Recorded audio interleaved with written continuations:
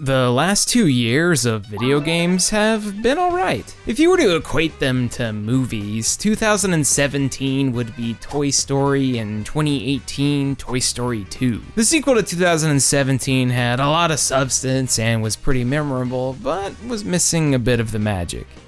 Wait.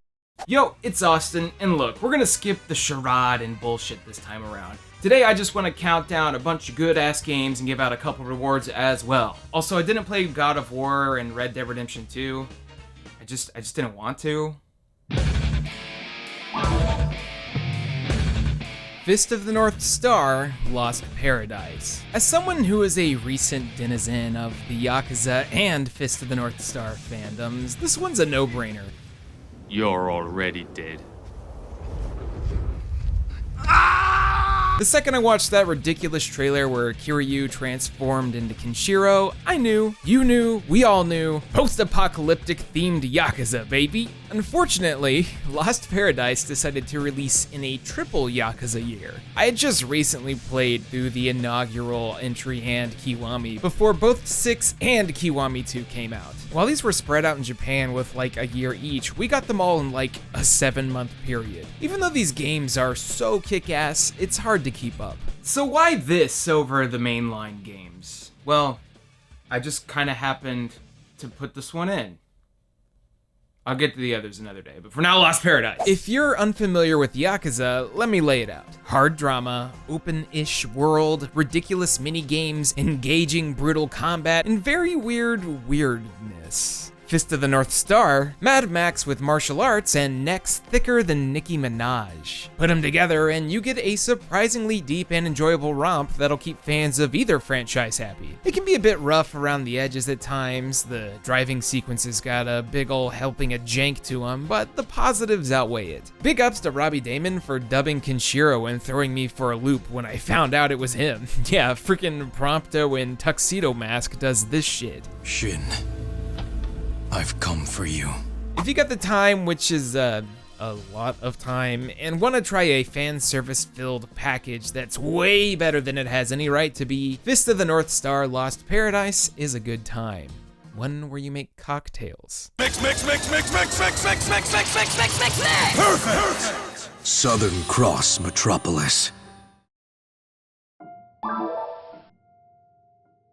Now, what I can only interpret as the polar opposite of Lost Paradise, my next pick is a little indie title called Grease. This late release almost went under my radar until a dear friend of mine recommended it. Nomada Studios' Grease is completely lacking in combat, conflict, and even player death. While this concept might be a turnoff for some, it's something I would implore a very specific type of person to get engaged in. Rather than tossing you a save the world situation or making stakes high at all, Grease goes for something a little more personal. The discussion around mental health is something that's really important to me, and Grease tackles it in a manner that feels respectful. There's no exposition, hell, there's no words on the screen at all, minus the title screen. An emotional trip through one's mental health following a tragic event is conveyed purely through visual and audio-based storytelling. And damn, if we're gonna go by just this alone, Grease would destroy this entire video due to how beautiful everything looks. It's like a moving painting, one that encapsulates not just the character on screen, but one that had the power to invoke different emotions in me. That's not to discount some of the creative ideas tossed into the mix with the platforming though, as some of the later puzzles do require a good bit of thought. The only real downside I can think of is the length of the game, clocking in at around 2.5 hours or so. However, for those out there who appreciate a more somber experience and want to try something different,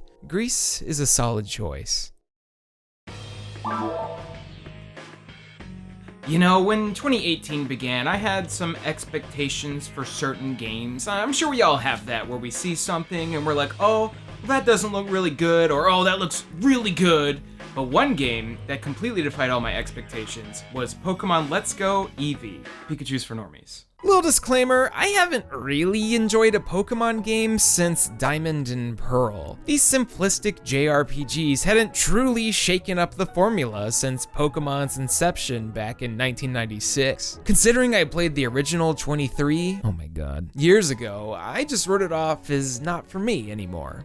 Whoo boy, does Pokemon Let's Go fix a lot for me. I know Let's Go is a bit of a divisive game to a lot of you super Poke fans out there, but as an obvious spin-off, it's exciting to have a journey I can embark on casually with a friend. Yes, co-op Pokemon ends up being the big saving grace. Catching and training monsters by yourself is a good time, but doing it with a friend? Sure, maybe it makes the catching process kind of easy and you get overpowered amounts of XP, but damn if it's not my favorite way to do this. On top of that, I can take whatever Pokemon with me on a walk and get some items and free XP for like, I don't know, driving to get tacos? That's the best. By removing the grindy battles and instead letting the entire party level up from catching monsters, you're able to spend more time not staring at a menu, not running back to the Pokemon Center, not treating them in the field as fodder. Okay, well maybe you still kinda do when you send them all to Professor Oak to be smelted into crystals, but the simplification and modernization of an old, tired formula feels oh so refreshing. Also, I mean, just look at Eevee and the weird fucking noises it makes.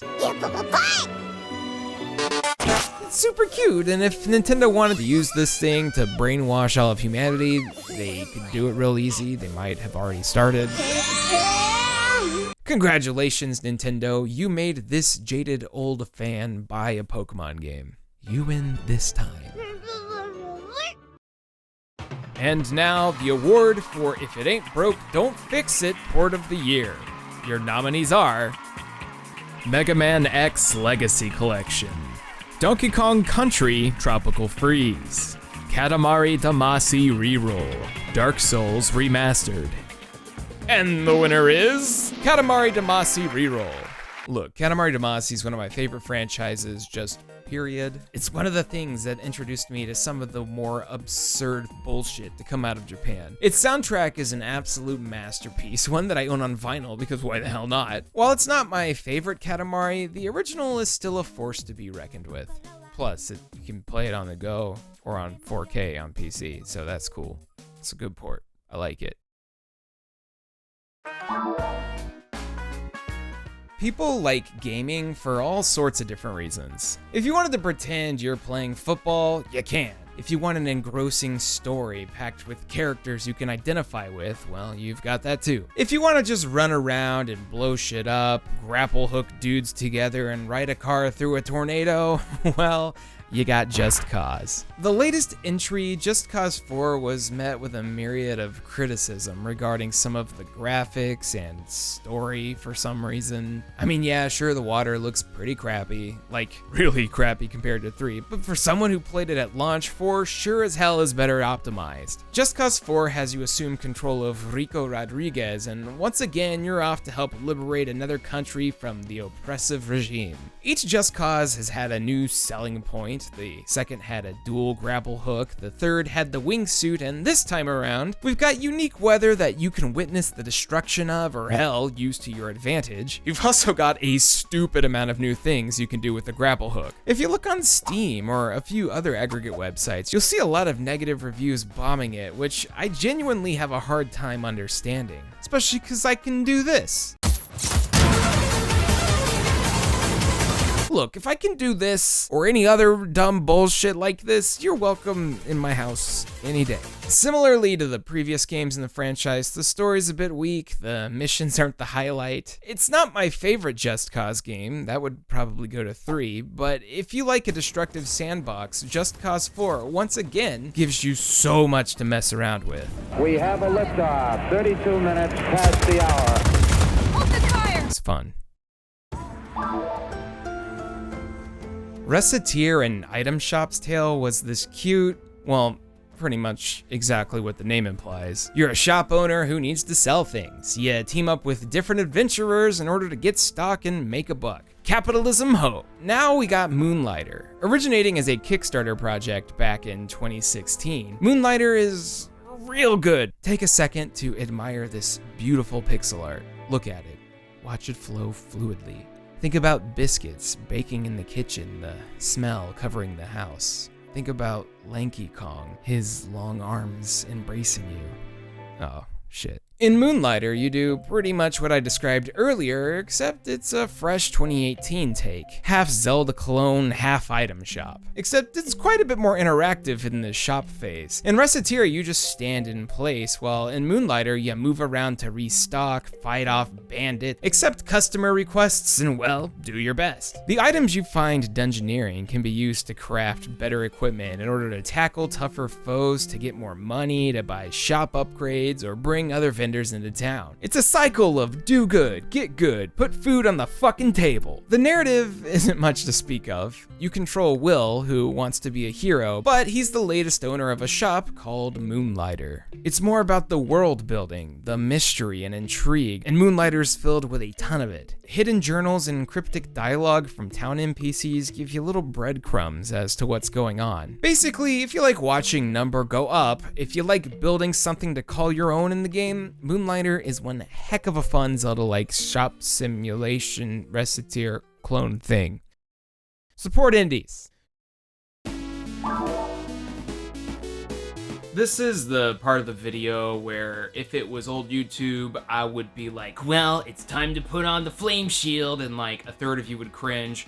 But it's 2019, so I'm just gonna say it. Call of Duty Black Ops 4, specifically Blackout, it's one of my favorite games of the year. Last year, I tossed PlayerUnknown's Battlegrounds into my top 10. I'll still defend that decision, I played a lot of it. Little did I know that the Battle Royale craze would go into overdrive over 2018, what with the whole weird, obscure Fortnite thing. However, all of the competitors didn't try the same thing PUBG was doing. The survival aspect, the slow-paced, hard strategic gameplay. One slight misstep in PUBG could spell the end. And well, that's exactly what Black Ops 4 perfected. Yes, I said perfected. While it's still immensely popular, these days I'll play Blackout over PlayerUnknown's any day. The shooting just feels better, especially snipers. You know, it helps that it has the backing of Activision of all people, but Blackout gets updated pretty damn frequently. Playing this regularly since launch has seen a ton of new features, balancing, expansions, characters, weapons, you name it. Hell, even new areas being introduced into the map. It's only been a couple months. My only concern is with the whole yearly nature of Call of Duty. Will Black Ops be abandoned? Will it be the same game tossed into the latest version? Am I gonna have to buy another game for the same thing, which is what Call of Duty is, but yeah, okay. In the meantime, Black Ops has given me what feels like countless hours of tense battles, crawling on the ground, or learning this massive map from top to bottom. One of my favorite moments in gaming from the entire year was when the ARAV was added into the game and everyone was so terrified of it, so my group of friends just tore through people. Considering I played more Blackout than any game this year, it deserves a spot. No, that's gonna kill us! Stop!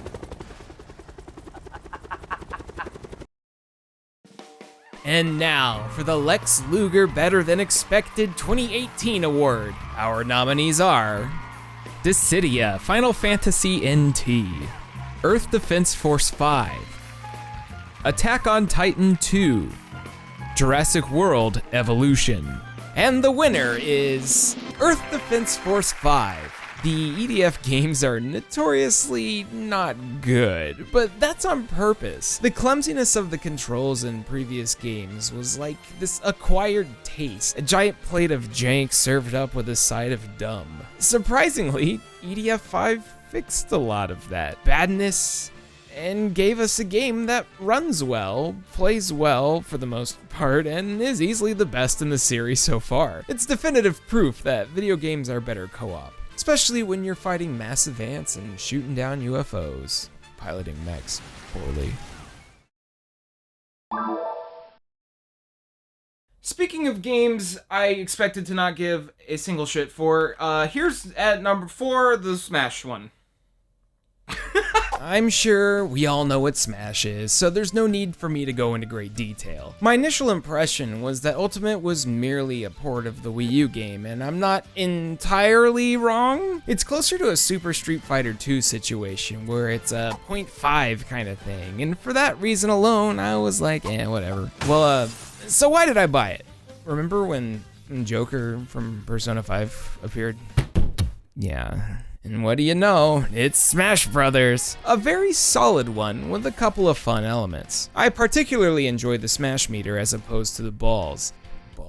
Playing this with friends is always a good time, but I did knock it down a few slots specifically because of how poor Nintendo Switch Online is. Despite playing on a wired connection, I found online matches to be borderline unplayable. Some might compare it to wearing weighted clothes like Goku, but to me, it's more like learning that 1 + 1 = 3. You're learning the wrong things. What could have been the game I played regularly turned into something that sits on my shelf until friends are over, which is fine, but that's the unfortunate truth about Ultimate for me.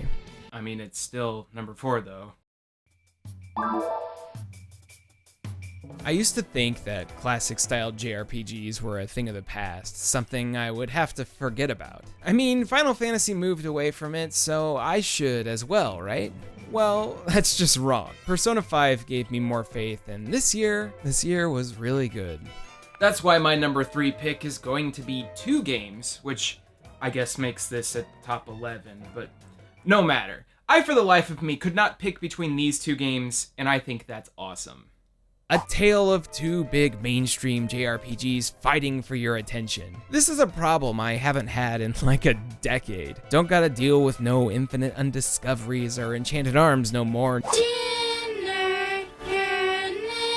Ni no Kuni 2 and Dragon Quest XI feel like yin and yang in the year 2018. Something one of the games does poorly, another exceeds in. For example, for every poorly composed, terrible MIDI track Dragon Quest XI musters up, Ni no Kuni 2 throws a beautiful orchestral arrangement done by Joe Hisashi at you. For every predictable twist and story element Ni no Kuni 2 has, Dragon Quest XI makes up for with awesome characters and the best story in the series to date, in my opinion. It's like, you put these 2 games together and you got yourself the best JRPG of all time. That's not to say either of them feel incomplete, they just feel like they complement each other. Dragon Quest XI is still a very traditional romp, while Ni no Kuni 2 went full action RPG for some reason. But you can jump in both games, and everyone knows that a video game is only good if there's a jump button, so, I mean, come on, it speaks for itself. I really love the city building aspect in Ni no Kuni 2. It brought me back to my days of playing Suikoden 2, where I would search high and low to find a citizen for my team and castle. Not enough games do this type of RPG base building, and it's one of my favorite aspects of,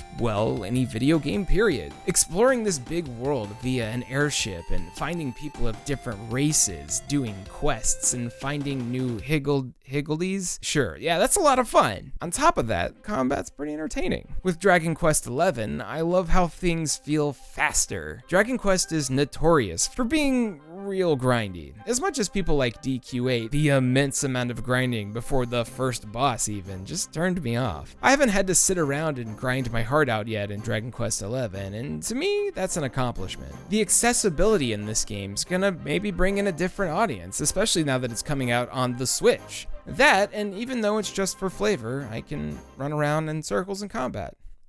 Doesn't do anything, but I like it. I just really wish anyone else felt this way. It doesn't look like either is pumping out large sales, especially on Ni no Kuni 2's end, which can be found just about anywhere for like under $20. It's a huge shame, but hopefully other people who feel similarly will continue to spread the love for these 2 classic feeling titles. I couldn't choose, and considering you can get both on a pretty big discount these days, neither should you. Oh, also, there was Octopath. It was okay. Surprising absolutely no one, coming in at number 2 and being on this list at all, is Spider-Man. I already talked about Insomniac's Spider-Man earlier this year, but I'll reiterate a little bit. It's really good. It's my favorite Spider-Man game. I can move around like a crazy person. The narrative is one of the best in all of Spider-Man, including comics and movies. If there's one choice on this list that you probably expected, it's Spider-Man. Here it is. It's very good. Yes, you all know that. Yes, okay, bye. Instead of talking about Spider-Man again, let's give out some awards.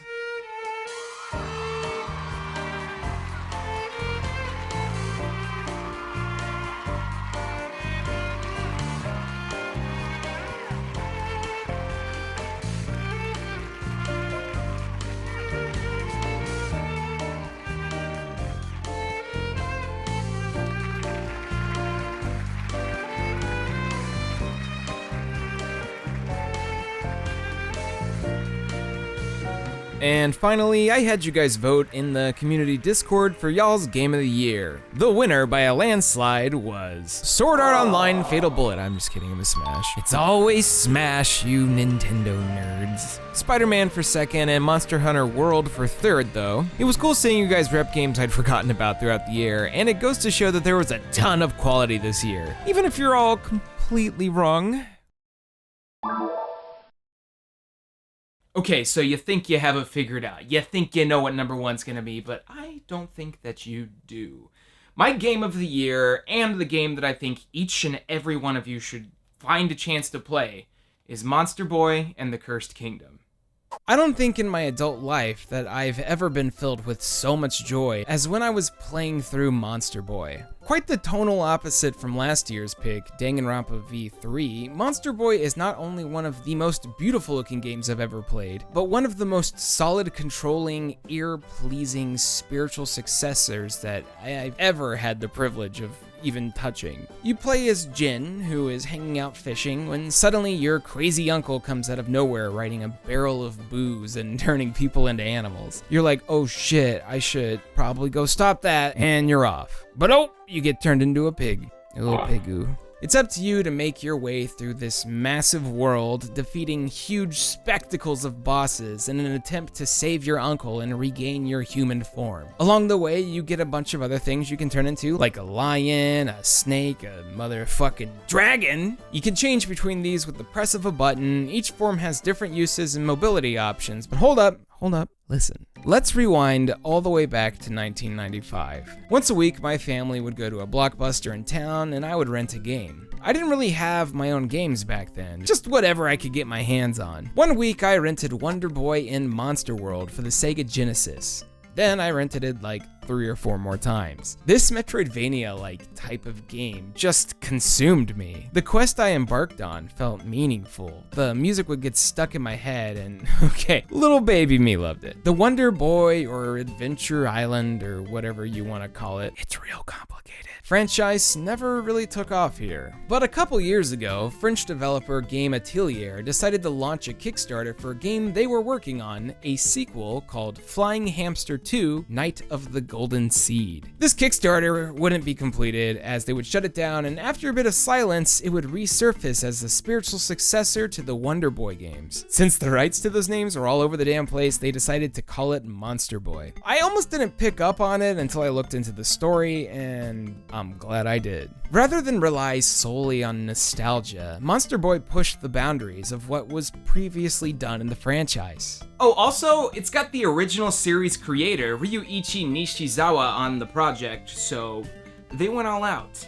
Monster Boy also takes best score of the year by like leaps and bounds. Let me drop some names here. Michiru Yamane, Matoi Sakuraba, motherfucking Yuzo Koshiro. Yeah, that's right, Yuzo ass jamming Koshiro. Here, listen to a couple tracks.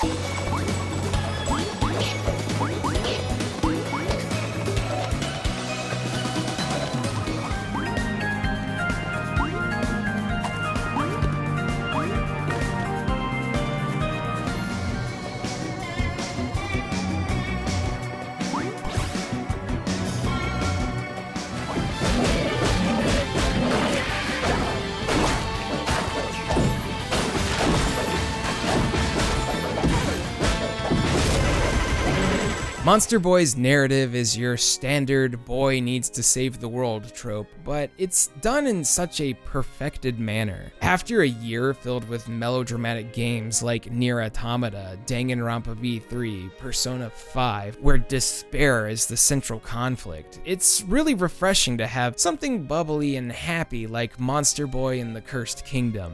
We drop the worlds of dreary, melancholic art for some of the most painstakingly animated character sprites. Each and every frame of every one of Jin's forms is filled with so much character. Even the enemies have this attention to detail that's truly fascinating to see. Look, this game's not gonna change your life. It's not gonna make you rethink aspects of how you behave on the day-to-day. It's not gonna make you do your taxes.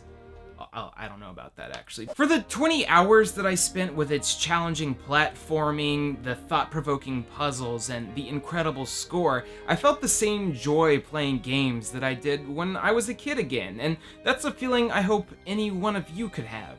Perhaps I have a slight bias due to platformers being the predominant genre of my kiddie days, but I truly believe that Game Atelier's Monster Boy is one of the best of its type. If you find yourself craving something a little less heavy, something polished and made with so much love, you know what to do. Monster Boy and the Cursed Kingdom is quite easily my 2018 Game of the Year.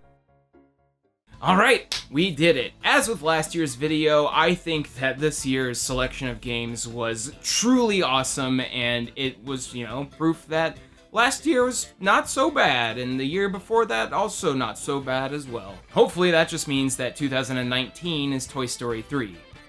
Never saw it. Is it good? Yo, thank you all so much for watching. Game of the Year's done. It's my hardest video, very long. Special Patreon shout out to Alfredo Arellano, Chase Scott, Christopher Olivia, Donald Dowdy, Flaming Fighter, Irrational, J Roos, Jackets, Jacoby Fitzpatrick, Calvin Wong, Legend Gary, Nitron, Plasma Phoenix, Ronnie Vile, Shintaro, and Superfly1787. Thank you guys so much for all your support. We're gonna have another video coming up this week, so stay tuned. I love you. Bye.